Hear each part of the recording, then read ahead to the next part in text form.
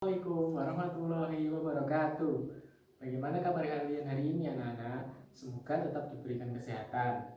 Nah, hari ini kita akan belajar tentang proses pencernaan dalam tubuh manusia. Nah, untuk lebih lanjutnya, mari kita lihat penjelasan pada video berikut ini. Hai teman-teman, kemarin kan kita sudah membahas pencernaan makanan dari mulut ya.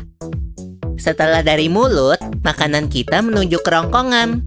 Kerongkongan adalah suatu saluran seperti tabung sepanjang 20 cm yang menghubungkan antara rongga mulut dengan lambung. Di dalam kerongkongan terjadi gerakan peristaltik, yaitu gerakan meremas-remas yang dilakukan oleh dinding kerongkongan untuk membuat makanan terdorong masuk ke dalam lambung. Berarti tujuan selanjutnya ke lambung ya, Pipo? Betul, Bol.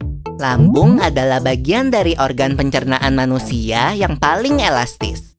Lambung berbentuk seperti kantong dan terletak di dalam rongga perut sebelah kiri atas.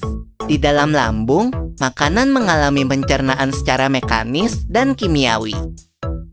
Pencernaan mekanis dilakukan oleh dinding atau otot lambung yang meremas dan mengaduk makanan.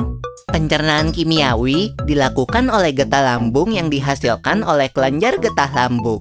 Getah lambung mengandung enzim pepsin, enzim renin, dan asam klorida. Enzim pepsin berfungsi untuk memecah protein menjadi pepton. Enzim renin berfungsi untuk mengendapkan protein susu menjadi kasein.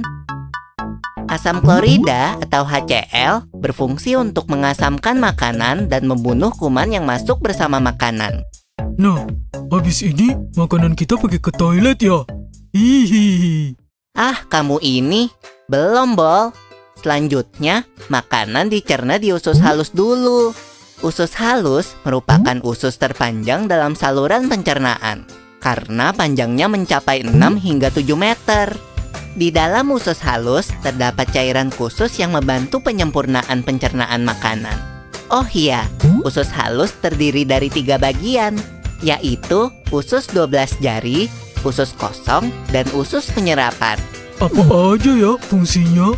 Usus 12 jari atau disebut juga duodenum memiliki panjang kira-kira 25 cm. Usus 12 jari mencerna makanan dengan bantuan getah pankreas dan getah empedu. Getah pankreas dihasilkan oleh kelenjar pankreas. Getah pankreas mengandung enzim-enzim berikut. Enzim amilase berfungsi mengubah zat tepung atau amilum menjadi zat gula atau glukosa. Enzim tripsin berfungsi mengubah pepton menjadi asam amino.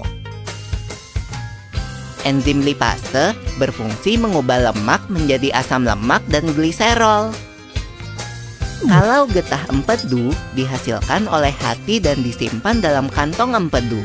Getah empedu berfungsi untuk mencerna lemak.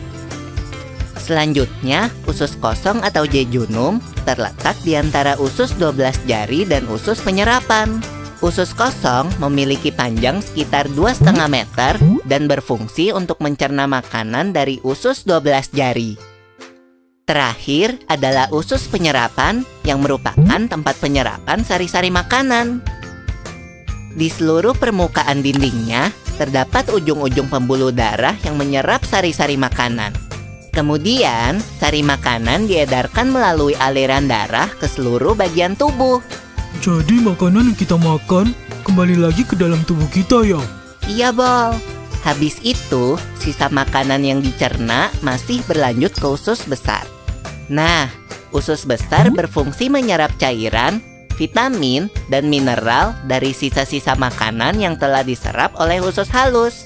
Pada usus besar, terdapat bakteri yang berguna untuk tubuh bernama E. coli yang berfungsi untuk membantu proses pembusukan sisa makanan. Proses pembusukan sisa makanan akan menghasilkan kotoran atau feses yang kemudian dikeluarkan melalui anus. Oh gitu. Nah, gimana dengan mulus? Itu disebabkan oleh apa ya, Pipo? Organ terakhir yang bernama rektum adalah ujung muara dari usus besar yang berfungsi sebagai tempat penyimpanan feses sementara. Ketika rektum terisi penuh dengan feses, maka saraf akan mengirimkan respon ke otak yang menimbulkan rasa ingin buang air besar. Anus adalah lubang di bagian bawah pantat yang berfungsi sebagai tempat keluarnya feses dari tubuh. Jadi begitu ya, seluruh proses pencernaan dalam tubuh kita. Iya, Bol. Nah, itu tadi penjelasan tentang proses pencernaan dalam tubuh manusia. Saya harap kalian semua dapat memahami apa yang telah disampaikan dari penjelasan di video tadi.